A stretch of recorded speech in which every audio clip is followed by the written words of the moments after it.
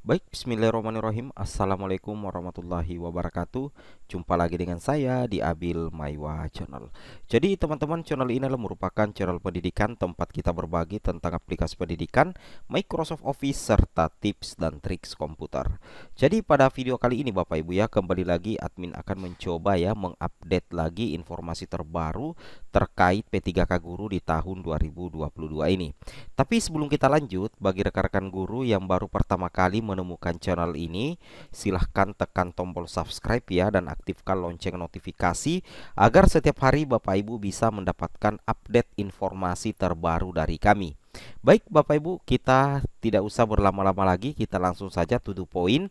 Bahwasanya pada video kali ini ya, admin akan membahas ya terkait kategori yang aman ya, SK sudah di tangan. Kemudian tentunya ada juga kabar gembira untuk P1 yang tidak dapat resum atau tak ada formasi. Kemudian bersiap untuk hari ini ya, penentuan cek pengumuman lolos administrasi berdasarkan jadwal resmi dari BKN. Jadi ada sekitar 3 berita dalam satu video Bapak Ibu ya. Nah, jadi tetap stay ya, jangan lupa subscribe ya dan aktifkan loncengnya. Nah, di sini Bapak Ibu kita langsung ke berita pertama. Untuk penentuan cek pengumuman lolos tidak hanya Bapak Ibu di seleksi administrasi, itu akan dilaksanakan hari ini, yaitu tanggal 16 November, dan ini berlangsung 2 hari. Jadi untuk pengumuman hasil seleksi administrasi untuk P1, P2, P3 dan pelamar umum itu dilaksanakan 2 hari Bapak Ibu ya, mulai hari ini tanggal 16 November sampai dengan tanggal 17 November tahun 2022. Nah, ini berlaku untuk P1, P2, P3 dan pelamar umum. Tapi tentunya Bapak Ibu ketahui bahwa berdasarkan Juknis ya, berdasarkan Juknis resmi ya dari Kemendikbud, di sini kita bisa lihat ya, tepatnya di bab ketiga kalau tidak salah. Jadi admin di sini berbagi informasi, tentunya kita berdasarkan bukti real ya, kita berdasarkan data resmi sehingga kita tidak hoax ya, seperti itu Bapak Ibu. Jadi admin di sini buka petunjuk teknis. Berarti secara otomatis data yang admin tampilkan di sini adalah valid sevalid-validnya data.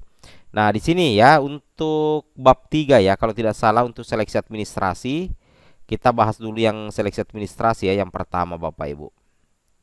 Nah, di sini pelaksanaan seleksi administrasi. Ini petunjuk teknis ya, kita baca bab 3 pelaksanaan seleksi administrasi. Sedangkan tadi di sini bahwasanya untuk pelaksanaan P3K Guru untuk pengumuman hasil seleksi administrasi hari ini itu diumumkan hari ini Bapak Ibu ya, tanggal 16 sampai dengan tanggal 17 November 2022. Nah, kalau kita lihat petunjuk teknisnya, admin katakan bahwasanya untuk pelamar P1 itu aman di seleksi administrasi. Jadi kalau apa ya, menurut admin pribadi tidak ada alasan ya bagi pelamar P1 untuk gagal di seleksi administrasi atau di pengumuman lolos seleksi administrasi. Kenapa?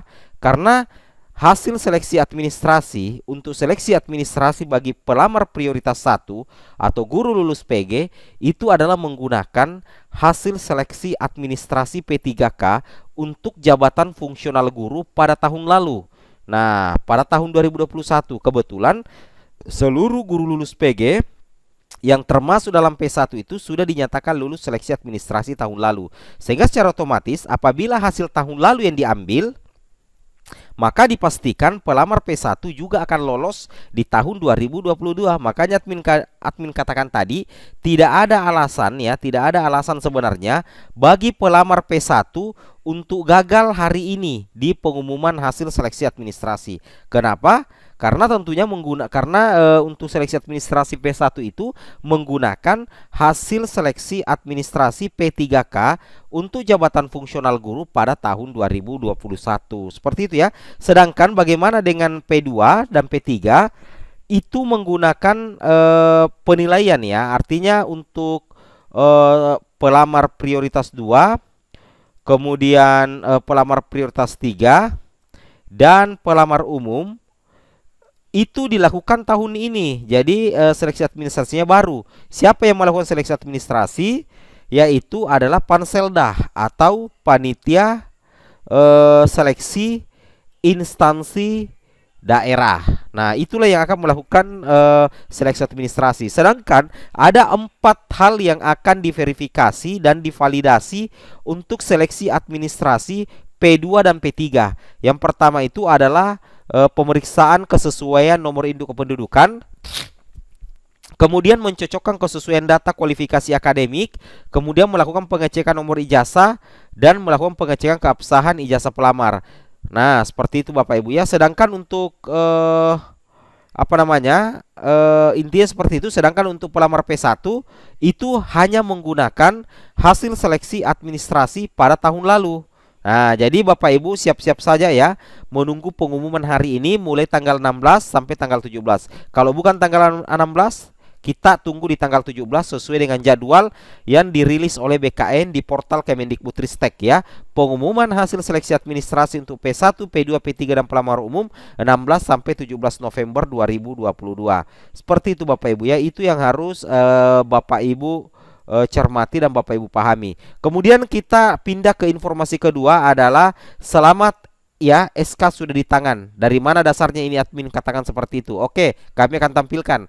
Kabar gembira, P1 tidak ada formasi. Kira-kira ada dasarnya admin katakan seperti itu? Ada Bapak Ibu ya. Oke, selamat ya, SK sudah di tangan. Kabar gembira, P1 tak ada formasi. Kita to the point saja ke beritanya.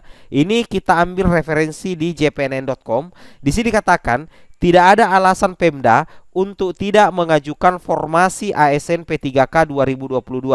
Ya, jadi kita lihat ya bahwa tidak ada alasan Pemda untuk tidak mengajukan formasi ASN P3K Guru 2022. Kenapa? Kalau kita lihat dari segi anggaran, anggaran sudah ada Bapak Ibu ya. Sekarang jadi pertanyaan, alasan apa lagi ya sehingga tidak mengajukan formasi khusus ASN P3K Guru. Nah, di sini dikatakan ya pemerintah daerah di sini dikatakan pemerintah daerah pemerintah daerah didorong untuk menambah formasi pada seleksi pegawai negeri sipil ya, pada seleksi aparatur sipil negara, pegawai pemerintah perjanjian kerja atau ASN P3K. Pemerhati pendidikan dari jurusanku Inemlin mengatakan bahwa pemerintah pusat sudah mengalokasikan anggaran untuk menggaji para guru yang lulus seleksi tahun ini melalui DAU, dana alokasi umum. Dengan tersedianya anggaran yang berasal DAU, maka tidak ada lagi alasan Pemda untuk tidak mengajukan formasi ASN P3K 2022. Menurut dia, para guru akan dirugikan dengan keputusan Pemda yang tidak secara penuh membuka formasi P3K guru. Selama ini katanya kualitas pendidikan di Indonesia lambat berkembang karena berbagai masalah. Salah satunya pengajuan formasi ASN P3K oleh Pemda.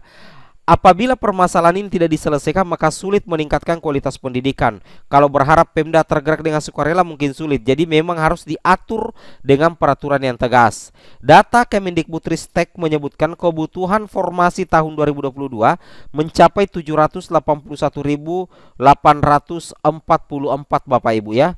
Hanya saja Pemda baru mengajukan formasi sekitar 40,9% dari total kebutuhan atau sekitar 319.618 guru. Jadi sebenarnya kebutuhan ASN P3K kita itu untuk guru adalah itu 781.844 guru. Namun Pemda hanya mengusulkan dan disetujui hanya 319.000 saja Bapak Ibu ya. Ini yang jadi masalah sehingga banyak guru lolos PG tidak mendapatkan penempatan. Nah, di sini dikatakan padahal dari seleksi ASN P3K masih menyisakan 193.954 guru yang belum mendapatkan formasi. Di sini dikatakan Ibu Nunuk menjelaskan dari 193.900 ya 954 terdapat kebutuhan pendidik sekitar 169.078 orang. Berdasarkan perhitungan kami, mereka dibutuhkan dari 169.078 guru sebanyak 126 orang sudah tersedia formasi dan penempatannya. Jadi ini sudah aman. Jadi untuk 127.186 ini dipastikan aman untuk penempatan dan siap-siap SK di tangan. Jadi itu buktinya ya. Jadi fakta ya sudah terjawab di sini bahwasanya selamat ya, SK sudah di tangan. Berarti maksudnya admin di sini adalah yang ini. Di sini bahwa ada sebanyak 127.186 orang sudah tersedia formasi dan penempatan. Jadi ini aman Bapak Ibu ya, ini sangat aman tentunya seperti itu ya. Jadi ini sudah aman ya, kata Prof Nunuk. Nah, sedangkan ada sekitar 41.892 pendidik belum mendapatkan formasi. Nah, kondisi tersebut memicu kekosongan guru di sekolah-sekolah. Menurut Nunuk, permasalahan tersebut dapat diselesaikan jika Pemda membuka formasi untuk tahun ini. Ya, misalkan Pemda membuka formasi untuk tahun ini, maka 41.892 akan diangkat menjadi ASN. Karena yang 41.000 ini itu masih dibutuhkan, ada kebutuhannya, cuman Pemda tidak usulkan. Nah, seperti itu Bapak Ibu ya, itu yang harus Bapak Ibu pahami. Jangan sampai seperti itu ya. Oke. Kemudian kita lanjut lagi. Di sini katakan awalnya ketersediaan formasi di Kabupaten Brebes itu adalah 538. Namun pada 2 November pemerintah Kabupaten Brebes membatalkan usulan tersebut. Dengan demikian 538 formasi pelamar P1 kehilangan kesempatan penempatan. Terbaru Pemkab Brebes kembali ya. Jadi Brebes kembali membuka 1.285 formasi bagi ASN P3K guru setelah koordinasi dengan Kemenpan RB. Anggota Komisi 10 fraksi PDI Perjuangan Andres Hugo Pereira juga sepakat mendorong Pemda di seluruh Indonesia meningkatkan jumlah formasi ASN P3K. Wow, mantap ya. Jadi antara Kemendikbud dengan Komisi 10 Bapak Ibu itu akan berkolaborasi untuk mendorong Pemda di seluruh Indonesia untuk mengajukan formasi.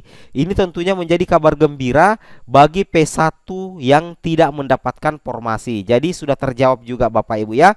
Jadi berita yang kami sampaikan itu kami berdasarkan fakta yang ada. Sebab pemerintah pusat sudah menentukan kebutuhan formasi 781.844. Persoalan ini ada di daerah yang harus diselesaikan Pemda. Jadi perlu endorse daerah untuk tambah formasi karena dari pusat sudah ada kebutuhan. Jadi Pemda ini harus didorong Bapak Ibu ya, harus di-endorse. Kenapa? Karena kebutuhan formasi sudah tersedia di pusat. Jadi penentunya adalah Pemda. Nah, jadi kabar gembiranya bahwasanya Komisi 10 dengan Kemendikbud itu akan berupaya Bapak Ibu ya, bagaimana mendorong Pemda di seluruh Indonesia meningkatkan jumlah formasi ASN P3K 2022. Seperti itu ya informasi terbaru dari kami. Assalamualaikum warahmatullahi wabarakatuh.